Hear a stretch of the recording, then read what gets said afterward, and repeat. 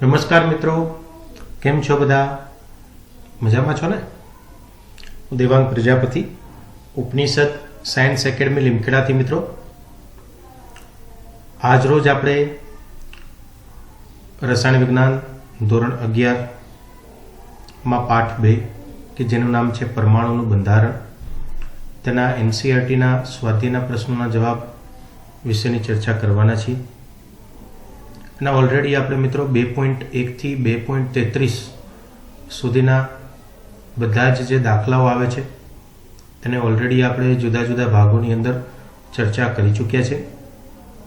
આજરોજ આપણે 2.34 થી 2.44 સુધીના દાખલાઓની ચર્ચા કરવાના છીએ મિત્રો. ઘણા વિદ્યાર્થી મિત્રો કહેતા હતા, સાહેબ થોડો વિડીયો લાંબો બનાવો જેથી કરીને આપણે વહેલા સ્વાધ્યાય પૂર્ણ કરી શકીએ. અત્યાર સુધી 4 થી 5 દાખલાઓ લેતો હતો. આજરોજ મિત્રો આપણે એક સાથે 10 દાખલા લેવા જઈ રહ્યા છે કે જેમાં 34 થી 44 સુધીના દાખલાઓની આપણે ચર્ચા કરીશું. તો ચાલો મિત્રો શરૂ કરીએ છીએ આજનો સેશન.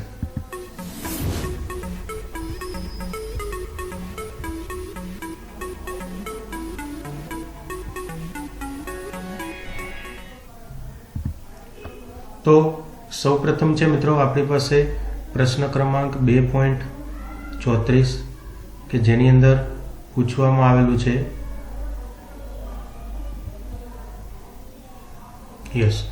પ્રક્રિયા માટે જરૂરી ઉર્જાની ગણતરી કરો. He+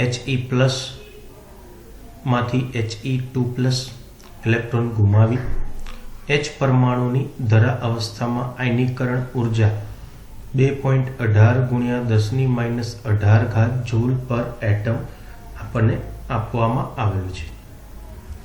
તો મિત્રો આપણને અહીંયા પ્રક્રિયા માટે જરૂરી ઉર્જાની ગણતરી કરવાની છે. તો શરૂ કરીએ છીએ આજનો આ પ્રથમ દાખલો 2.34. કેટલા વિદ્યાર્થી મિત્રો જોડાઈ ગયા છે? ફટાફટ તમારું નામ અને સ્કૂલ અને સિટી આટલી 3 વસ્તુ લખીને કોમેન્ટ બોક્સની અંદર મોકલો ઝડપથી. ચાલો, તો હવે જે આપણી પાસે 2.34, તો મિત્રો આપણને ખબર છે કે એક ઇલેક્ટ્રોન ધરાવતા પરમાણુની ઉર્જા, તેના માટેનું સૂત્ર છે આપણી પાસે મિત્રો En બરાબર -2π² mz² e⁴ એના છેદમાં n²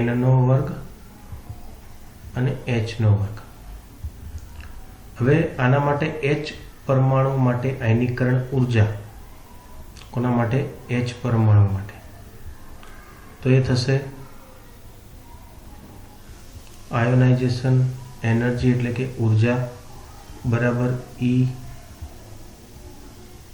- E₁. તો અહીંયા IE બરાબર ઇન્ફાઇનાઇટની ઉર્જા તો આપણને ખબર ના હોય, 0 માઇનસ E₁ છે આપણી પાસે -2π² m e⁴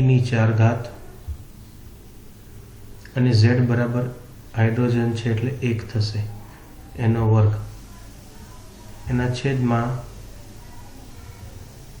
1² h².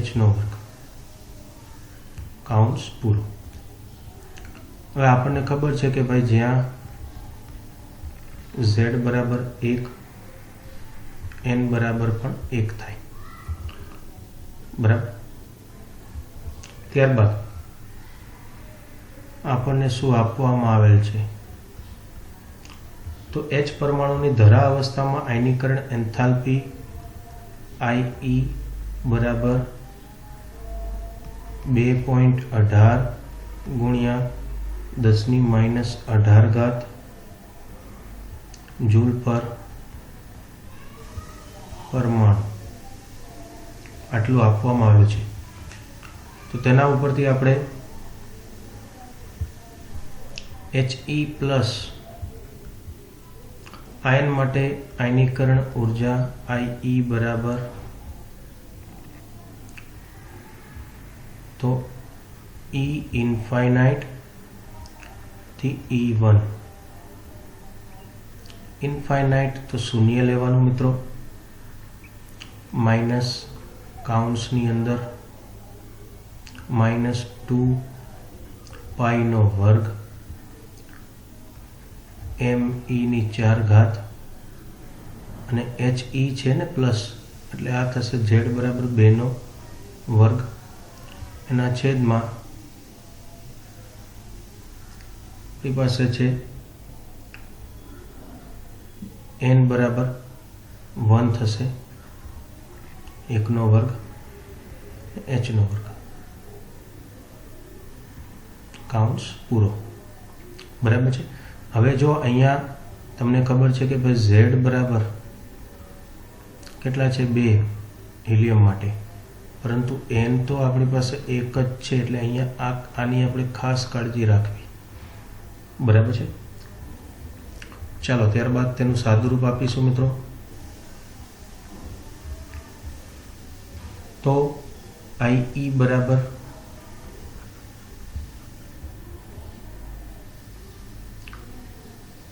ચાર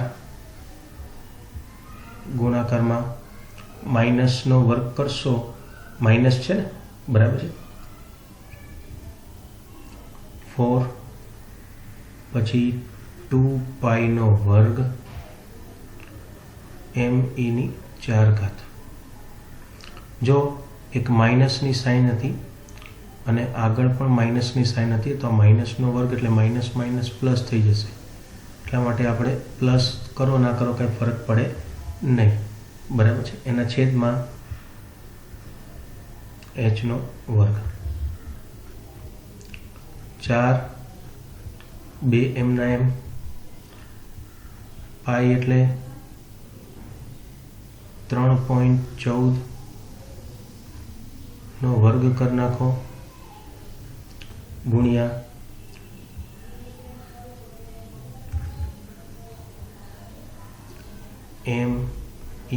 me⁴ એના છેદમાં h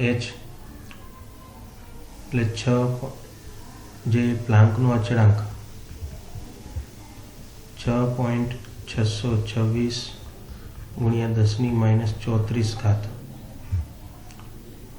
બરાબર છે। તો આનું સાદુરૂપ આપો મિત્રો એટલે તમને મળશે 4 એમના એમ રાખીએ, આનું આખાનું સાદુરૂપ આપશો તો આપણને મળે 2.18 ગુણ્યા 10⁻18 જૂલ પર પરમાણુ। બંનેને ગુણાકાર કરી નાખો 4 દુ 8 8.72 ગુણ્યા 10⁻18 જૂલ પર પરમાણુ આપણને મળે। આમ આપેલી પ્રક્રિયા માટે જરૂરી ઉર્જા જે છે He પ્લસ માંથી He+2 ઇલેક્ટ્રોન માઇનસ E કેટલો થશે 8.72 ગુણ્યા 10⁻18 જૂલ પર પરમાણુ બરાબર છે મિત્રો। ચાલો ત્યારબાદ આગળ વધીશું 2.35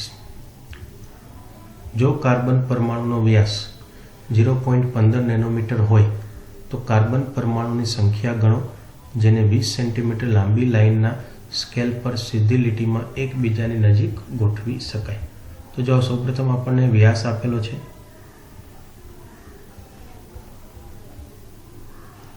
કેટલો છે 0.15 નેનોમીટર. તેને આપણે મીટરમાં ફેરવી નાખીએ તો 0.15 ગુણ્યા 10⁻⁹ મીટર. હવે લંબાઈ કે જેમાં કાર્બન પરમાણુને સીધી લીટામાં ગોઠવી શકાય એ કેટલી છે?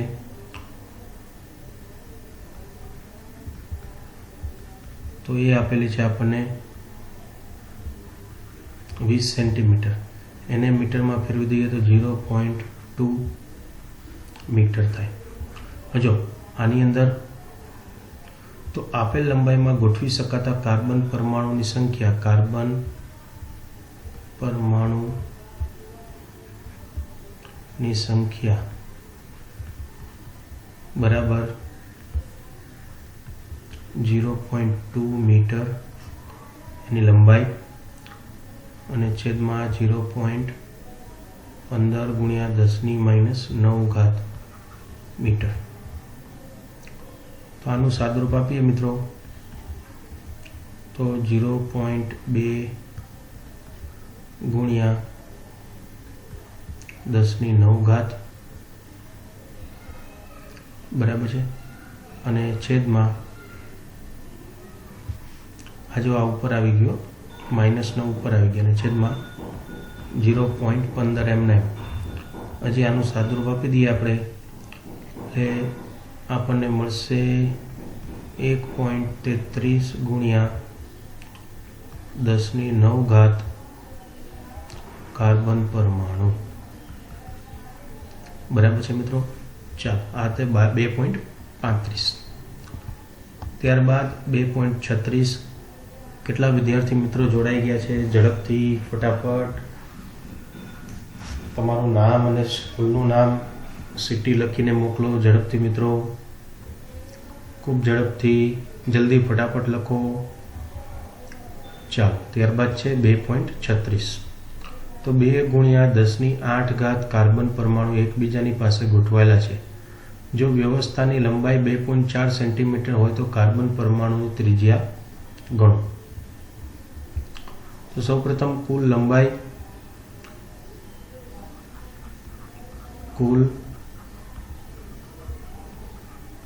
કેટલી આપેલી છે?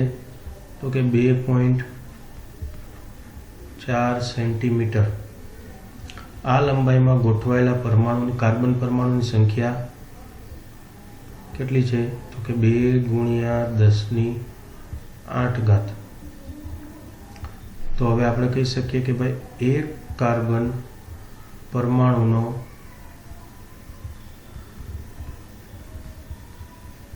વ્યાસ બરાબર 2.4/2 ગુણ્યા 10⁸. આનું સાદુરૂપ આપો મિત્રો એટલે મળે તમને 1.2 ગુણ્યા 10⁻⁸ સેન્ટીમીટર. આથી આપણે કહી શકીએ કે ભાઈ એક કાર્બન પરમાણુની ત્રિજ્યા r બરાબર d/2 થાય, વ્યાસના/2. વ્યાસ કેટલો મળ્યો આપણને? તો કે 1.2 × 10⁻⁸/2. તો આ આપણને મળશે 0.060 ગુણ્યા 10⁻⁷ સેન્ટીમીટરમાં. ઓકે, તો આ સેન્ટીમીટરને આપણે નેનોમીટરમાં ફેરવીશું તો 0.060 ગુણ્યા 10⁻⁹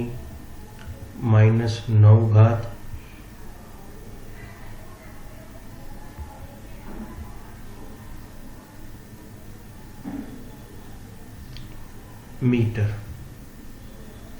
બરાબર છે. અને સીધું જ આપણે નેનોમીટરમાં લખી શકીએ 0.060 નેનોમીટર. બરાબર છે.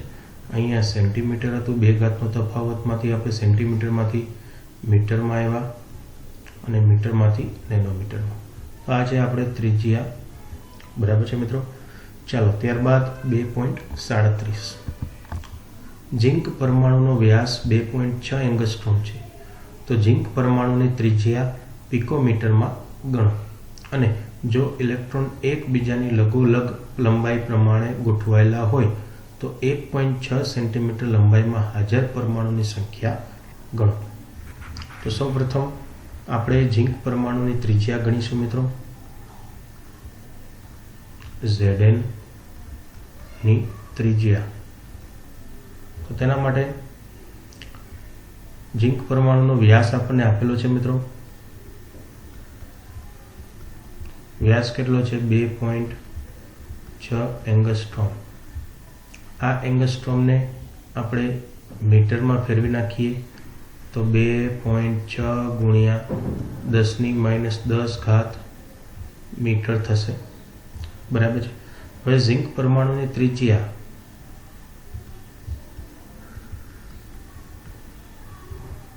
તેને આપણે અડધી કરી દઈશું, d/2.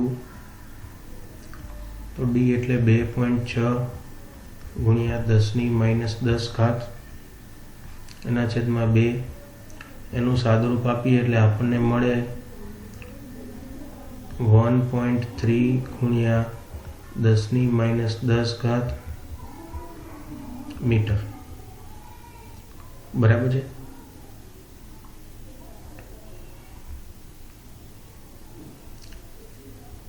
ચાલો ત્યારબાદ તો આપણે તેને એક જ મિનિટ, ઝિંક પરમાણુની ત્રિજ્યા આપણે ઓકે ખરાબ ત્રિજ્યા મીટરમાંથી આપણે મીટરમાં ને મીટરમાં જ રાખેલું છે. ઓકે, કોઈ ફરક નથી. ચાલો યસ. ત્યારબાદ ઝિંક પરમાણુની સંખ્યા,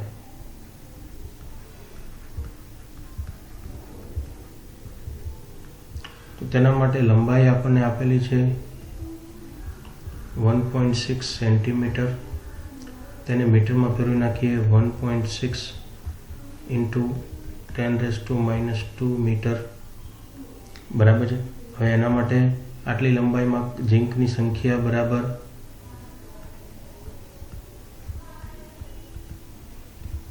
થશે 1.6 ઇન્ટુ 10⁻² ના છેદમાં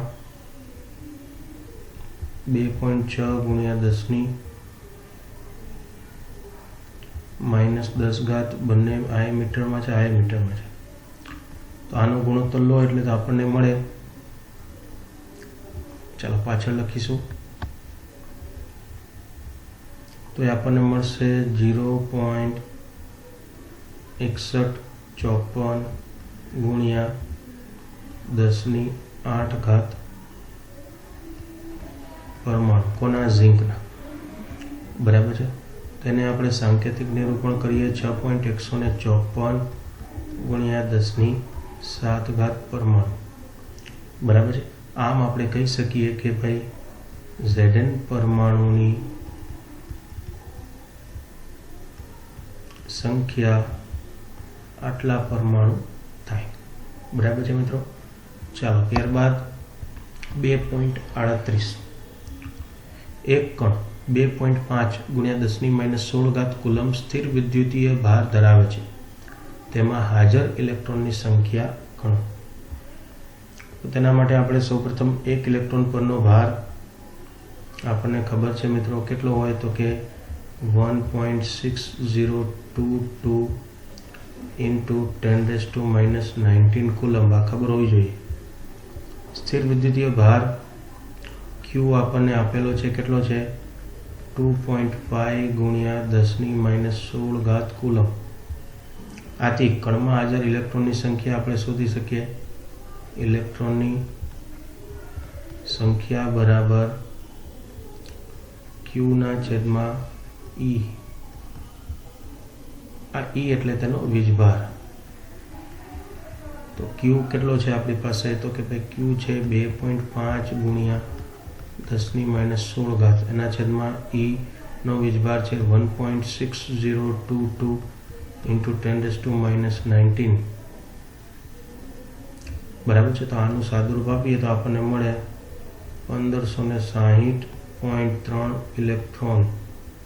એટલે કેટલા થયા 1560 ઇલેક્ટ્રોન, બરાબર છે। તો આ છે આપણો જવાબ, એકદમ સરળ છે મિત્રો। ત્યારબાદનો પ્રશ્ન છે આપણી પાસે 2.39।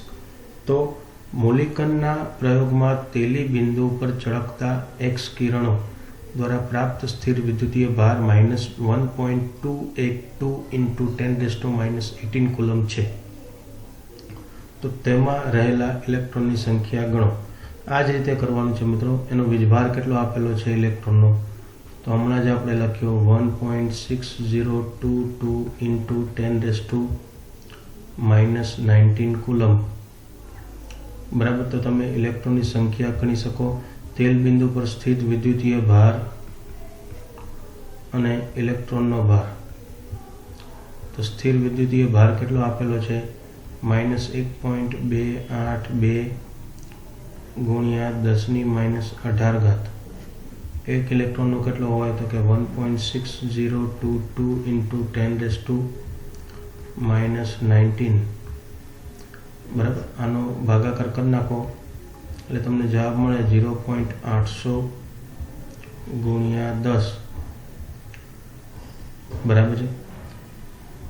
તો આ થશે 8 ઇલેક્ટ્રોન। કેટલા? 8 ઇલેક્ટ્રોન આન્સર, બરાબર છે।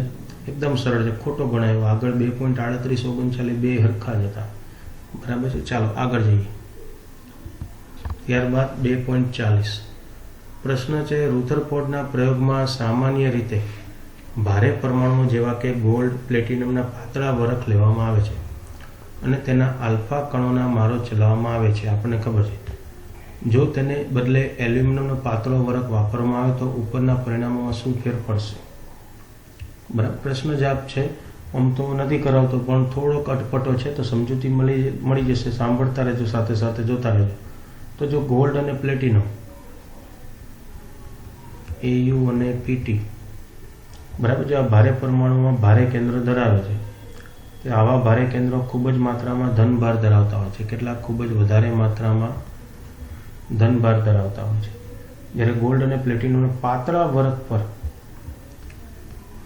વરખ લઈએ આપણે, તેની અંદર જો આલ્ફા કણો એટલે કે તે થશે હિલિયમ 2 અને આ 4 નો મારો ચલાવવામાં આવે ત્યારે મોટાભાગના આલ્ફા કણો તેમાંથી શું થઈ જાય છે? પસાર, બરાબર છે। જ્યારે ખૂબ જ ઓછા આલ્ફા કણોનું બહુ નાના ખૂણાએ વિચલન થાય છે, આપણે થિયરી ખૂબ ઓછાની આપણે થાય છે, બરાબર, વિચલન ખૂબ ઓછાનું થાય છે। વધુ અને દ્વારા ખૂબ વધુ માત્રામાં અપાકર્ષણ બંને લીધે થતું હોય છે, બરાબર। આથી જો એલ્યુમિનિયમના પાતળા વરખનો ઉપયોગ કરવામાં આવે, આપણે એલ્યુમિનિયમ લઈએ આની જગ્યાએ, બરાબર છે, તો મોટાભાગના આલ્ફા કણો અથડાઈ ને શું થશે? પાછા ફરશે, અથવા નાના ખૂણે વિચલન પામતા કણોની સંખ્યા કેવી હશે? ખૂબ ઓછી, અથવા તો તમને એમ કહું કે નગણ્ય, બરાબર છે। શું કહે છે? એલ્યુમિનિયમ પાતળા વરખનો આપણે જો ઉપયોગ કરીએ તો મોટાભાગના આલ્ફા કણો અથડાઈને પાછા ફરશે। નાના ખૂણાનું વિચલન પામતા કણોની સંખ્યા એટલે જે ડેવિએશન આમ ભટકાઈને પાછા જ આવવાના છે, પણ આમ થઈને ભટકાઈને આમ ખૂણા ત્યાં ખૂબ ઓછા, નગણ્ય, બરાબર। ટૂંકમાં હલકા પરમાણુના કેન્દ્ર કેવા હોય છે? એલ્યુમિનિયમ લાઇટ છે ને ગોલ્ડની સાપેક્ષે, તો હલકા પરમાણુના કેન્દ્રો જો આપણે લેતા હોય તો કેવા હોય છે? ખૂબ નાના હોય છે। તેથી વધારે સંખ્યામાં આલ્ફા કણો પસાર થશે, બરાબર છે।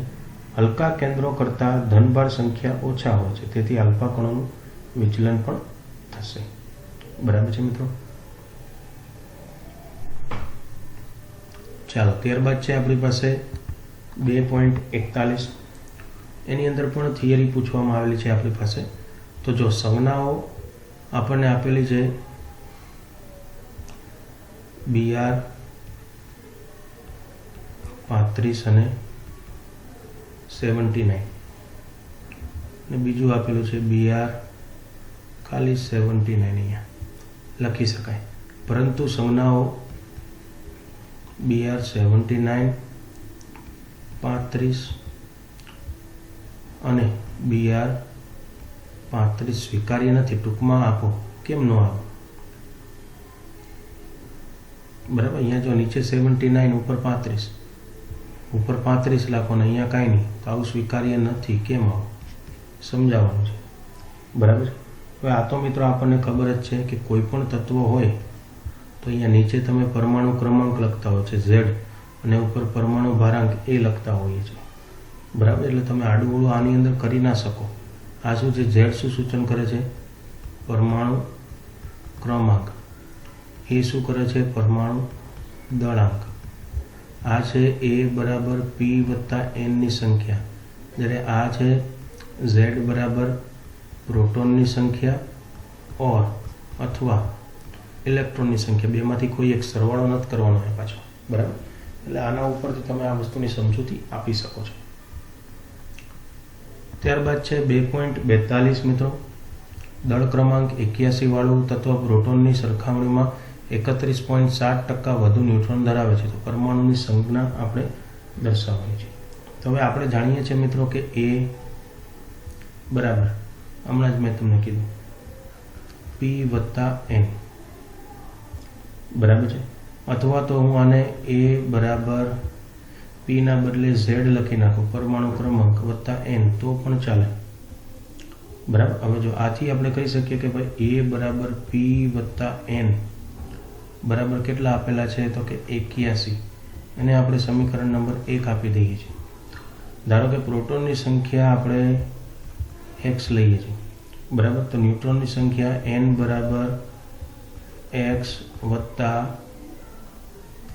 31.7/100 ઇન્ટુ x.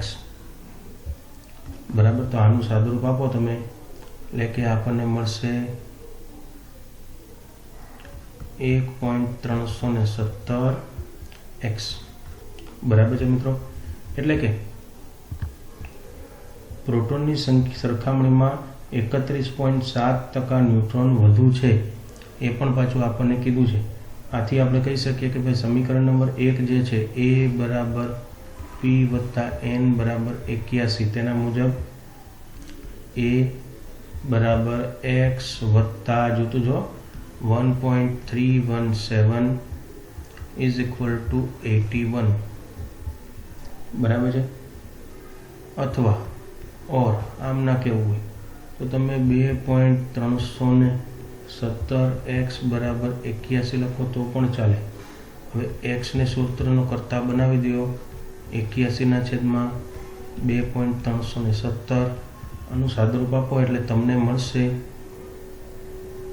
34.958, એટલે એપ્રોક્સિમેટલી 35 થાય. બરાબર. પ્રોટોનની સંખ્યા, પરમાણુ ક્રમાંક, પ્રોટોનની સંખ્યા કેટલું છે? 35. બરાબર છે. રેડી? સરસ. ચાલો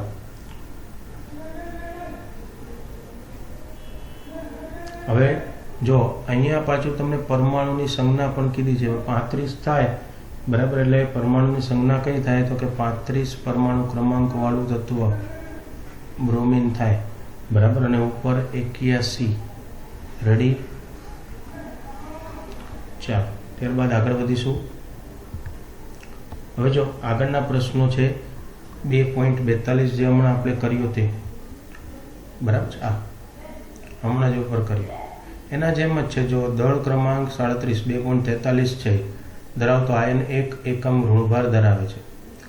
જો આયનની ઇલેક્ટ્રોન કરતાં 11.1% વધારે ન્યુટ્રોન ધરાવે છે તો આયનની સંજ્ઞા શોધો. આ જ રીતના તમે ગણશો એટલે મળી જશે તમને. બરાબર છે. તેનો જવાબ તમને કહી દઉં છું મિત્રો, તો કે ક્લોરીન આવશે. Chlorine minus. બરાબર, આ 17 અને અહીંયા 37. બરાબર છે. ત્યારબાદ 44 પણ આ જ રીતના છે, તો તેનો પણ જવાબ તમને કહી દઉં છું, તો કે જવાબમાં આવશે Fe+3, આ છે 26 અને ઉપર આવશે 56. બરાબર છે.